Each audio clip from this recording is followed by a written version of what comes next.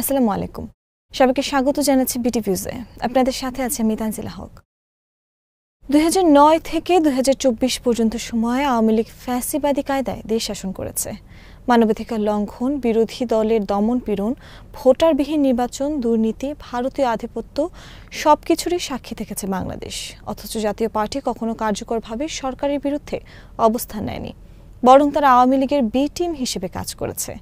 একদিকে বিরোধী দলের মর্যাদা ভোগ করেছে, অন্যদিকে ক্ষমতার ভাগিদার হয়েছে। ফলে জনগণের কাছে জাতীয় পার্টি হয়ে উঠেছে প্রতারণার প্রতীক, যাদের কাছে আদর্শ নয়, কেবল ক্ষমতাই সব। জাতীয় পার্টির জন্ম ও উত্থান পতন নিয়ে আলী আহমদ মাবরুরের প্রতিবেদন।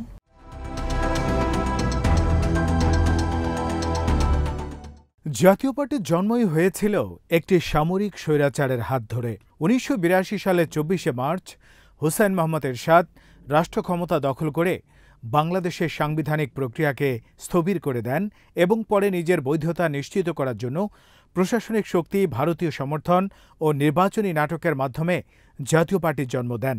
1986 সালের তথাকথিত নির্বাচনে তিনি রাষ্ট্রশক্তির জোরে জাতীয় পার্টিকে ক্ষমতায় বসান। সে সময় রাষ্ট্রযন্ত্রকে ব্যবহার করে বিরোধীদের দমন করা হয়, দুর্নীতি ও অনাচারের মাধ্যমে ক্ষমতা পাকাপোক্ত করা হয়। জনগণের ভোটাধিকার কেড়ে নেয়া, সংবাদ মাধ্যমে নিয়ন্ত্রণ, বিরোধী আন্দোলন দমন এসবই এরশাদের শাসনের বৈশিষ্ট্য ছিল।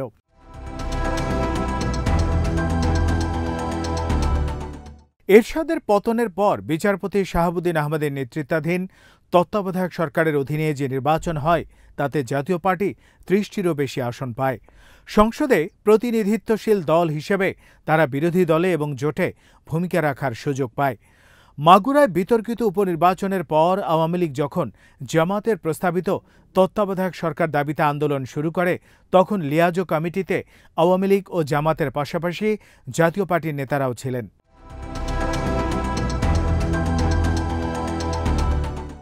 1996 সালে আওয়ামী লীগ ক্ষমতায় আসার পর এরশাদের একসময়ের ঘনিষ্ঠ সহযোগী এবং জাতীয় পার্টির তৎকালীন মহাসচিব আনোয়ার হোসেন মঞ্জু আওয়ামী লীগ সরকারের মন্ত্রিসভায় যোগ দেন। এই ঘটনাকে কেন্দ্র করে জাতীয় পার্টিতে বড় ধরনের ভাঙন দেখা দেয়। পরে আরও কয়েক দফা ভাঙনের মাধ্যমে জাতীয় পার্টির জাপা এরশাদ, জাপা নাজিউর, জাপা কাজী জাফর প্রভৃতি অংশে বিভক্ত হয়ে যায়। দলটি কখনো ঐক্যবদ্ধ থাকতে পারেনি। এর মূল কারণ হল তাদের প্রকৃত রাজনৈতিক আদর্শ বা গণতান্ত্রিক সংস্কৃতি ছিল না।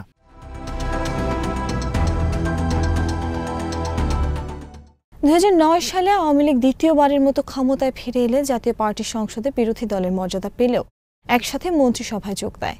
এ এক অনন্য উদাহরণ যেখানে বিরোধী দল একই সাথে সরকারের মন্ত্রী হয়। সংসদীয় গণতন্ত্রে বিরোধী দলের কাজ হল সরকারের ভুল ত্রুটি চিহ্নিত করা, জবাবদিহিতা নিশ্চিত করা। কিন্তু জাতীয় পার্টি বরং সরকারের সাফল্যের ঢাকঢোল পেটানোকে নিজেদের দায়িত্ব বানিয়ে রেখেছে। আওয়ামী লীগের প্রথম মেয়াদে জাতীয় পার্টির বর্তমান চেয়ারম্যান গোলাম মোহাম্মদ কাদের বিমানমন্ত্রী ছিলেন। দলের আরও কয়েকজন নেতা মন্ত্রিসভার জায়গা পান। পরবর্তীতে 2014 সালের নির্বাচন ঘিরে এই দ্বিচারিতা আরও নগ্নভাবে প্রকাশ পায়।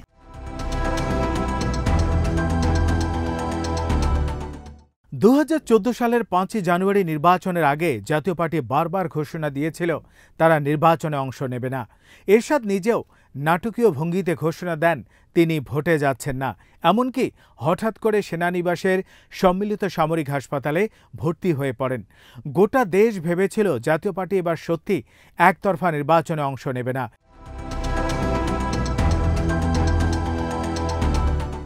কিন্তু ভারতের তৎকালীন পররাষ্ট্র সচিব সুজাতা সিং ঢাকায় এসে আওয়ামী লীগকে একতরফা নির্বাচনের আয়োজনের সবুজ সংকেত দেন এবং জাতীয় পার্টিকে নির্বাচনে অংশ নিতে চাপ দেন। এর ফলেই দেখা যায় এরশাদ হাসপাতালে বন্দী অবস্থায় থাকলেও জাতীয় পার্টির প্রার্থীরা নির্বাচনে অংশ নেয়।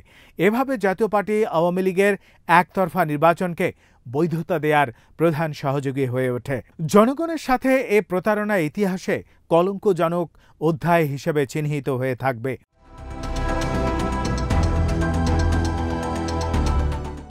2014 সালের নির্বাচন পরবর্তী জাতীয় সংসদে জাতীয় পার্টিকে বিরোধী দলের মর্যাদা দেয়া হয়। রওশন এরশাদ বিরোধী দলের নেতা হন, কিন্তু বিরোধী দলের প্রধান দায়িত্ব পালন করার বদলে তিনি সংসদে দাঁড়িয়ে সরকারের প্রশংসাই বেশি করেছেন।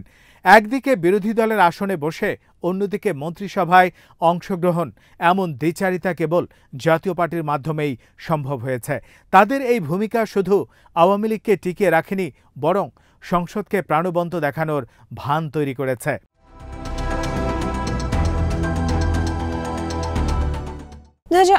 সালের 30 ডিসেম্বরের নির্বাচনকে বাংলাদেশের মানুষ চেনে ভোট ডাকাতির নির্বাচন হিসেবে। সারা দেশে রাতের অন্ধকারে ভোট কেন্দ্র দখল, ব্যালট বাক্স ভর্তি, নির্বাচন কমিশনের উদাসীনতা সব মিলিয়ে এই নির্বাচন ছিল প্রহসন। অথচ জাতীয় পার্টি তাতেও অংশ নেয় এবং আওয়ামী লীগকে বৈধতা দেওয়ার কাজে আবারও সহযোগিতা করে। নির্বাচনের পর জাতীয় পার্টি আবার বিরোধী দলের আসনে বসে, কিন্তু প্রকৃতপক্ষে তারা সরকারের সহযোগী হিসেবে কাজ করে। রওশন এরশাদ প্রকাশ্যে বলেন, আমরা শেখ হাসিনার নেতৃত্বে সন্তুষ্ট।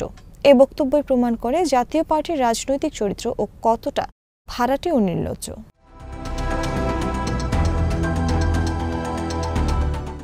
2024 সালের তথাকথিত নির্বাচনে জাতীয় পার্টি আবারও একই ভূমিকা পালন করে। আওয়ামী লীগ নেতৃত্বাধীন মহাজোটের সদস্য দলগুলো ছাড়া আর কোনো দল এই নির্বাচনে অংশগ্রহণ না করলেও জাতীয় পার্টি আওয়ামী লীগের নাটককে বৈধতা দেওয়ার জন্য নির্বাচনে যায়।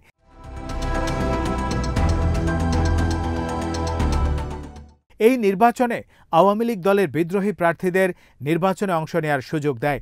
ফলশ্রুতিতে একটি আমি ডামির নির্বাচন হয়। জাতীয় পার্টি শুরু থেকে নির্বাচনে অংশ না নেওয়া নিয়ে নানা কথা বললেও শেষ পর্যন্ত নির্বাচনে যায়। জাতীয় পার্টির চেয়ারম্যান GM কাদের ভারত সফরে যান। ফিরে আসার পর তিনি সাংবাদিকদের প্রশ্নের উত্তরে জানিয়ে দেন, ভারত সফরকালে নীতি নির্ধারণী পর্যায়ের অনেকের সাথেই তার কথা হয়েছে, কিন্তু এই সম্পর্কে তিনি কিছুই বলতে পারবেন না।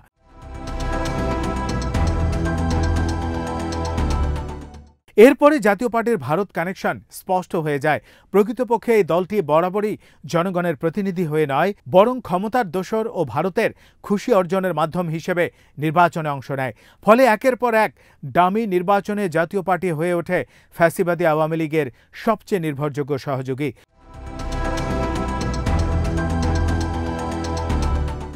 সর্বশেষ জাতীয় রাজনীতিতে জাতীয় পার্টি আরও একবার ভিলেনের ভূমিকায় অবতীর্ণ হয় গত শুক্রবার। রাজধানীর কাকরাইলে শুক্রবার সন্ধ্যায় জাতীয় পার্টি ও গণ অধিকার পরিষদের নেতা কর্মীদের মধ্যে ভয়াবহ সংঘর্ষ হয়। জাতীয় পার্টির কার্যালয়ের সামনে এ ঘটনা ঘটে। জাতীয় পার্টির দাবি, মিছিল নিয়ে এসে জাপার উপর হামলা করেছেন গণ অধিকার পরিষদের নেতাকর্মীরা। আর গণ অধিকার পরিষদের নেতাকর্মীদের দাবি, তারা মিছিল নিয়ে যাওয়ার সময় জাপার লোকজনই তাদের ইট পাটকেল নিক্ষেপ করেন। মূলত আওয়ামী লীগের দোসরদের কার্যক্রম নিষিদ্ধের দাবিতে গণ অধিকার পরিষদ সেদিন বিক্ষোভ সমাবেশে ডাক দেয়। কেন্দ্রীয় কার্যালয়ে বিক্ষোভ সমাবেশ শেষে দলটির নেতাকর্মীরা পল্টন 0 পয়েন্ট থেকে মিছিল নিয়ে নাইটাঙ্গেল মোড়ে যাওয়ার পথে জাতীয় পার্টির কার্যালয়ে পার হওয়ার সময় পিছন থেকে তাদের উপর ইট পাটকেল নিক্ষেপ শুরু হয়। এ সময় জাতীয় পার্টির অফিসের সামনে 300-400 লোক ছিল। গণ অধিকার পরিষদ বলছে, জাতীয় পার্টি ছাড়াও সেখানে আওয়ামী লীগ ও যুবলীগের সন্ত্রাসীরা ছিল। এই ঘটনায় আমাদের 10 থেকে 15 জন নেতাকর্মী আহত হয়েছেন। তাদের অনেককে চিকিৎসার জন্য ঢাকা মেডিকেল কলেজ হাসপাতালে নেওয়া হয়।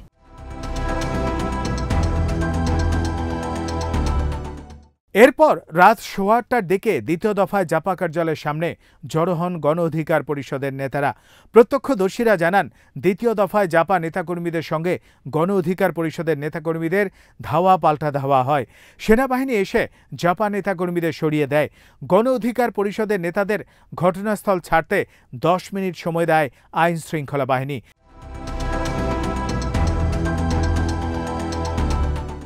কিন্তু তারা ঘটনাস্থল ত্যাগ না করায় সেখানে ব্যাপক লাঠিচার্জ করা হয়। এতে সংগঠনটির আহ্বায়ক নুরুল হক নূর গুরুতর আহত হলে তাকে ঢাকা মেডিকেল কলেজ হাসপাতালে ভর্তি করা হয়েছে।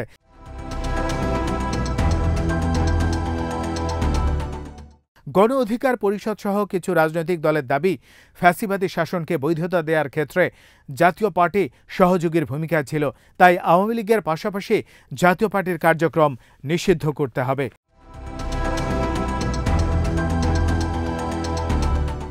রাতে হাসপাতালের সামনে থেকে দেয়া গণ অধিকার পরিষদ সহ একাধিক দলের নেতাকর্মীদের অন্তর্বর্তী সরকারকে 24 ঘন্টার আলটিমেটাম দিয়ে এই সময়ের মধ্যে ফুটেজ দেখে সকল আক্রমণকারীকে গ্রেপ্তার করার দাবি তুলেছেন।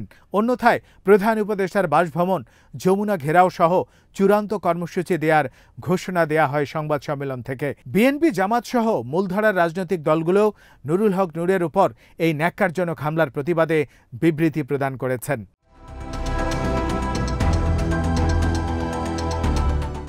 আজ এখানে শেষ করছি। সবাই ভালো থাকুন, সুস্থ থাকুন আর দেখতে থাকুন পিটিভিউজ।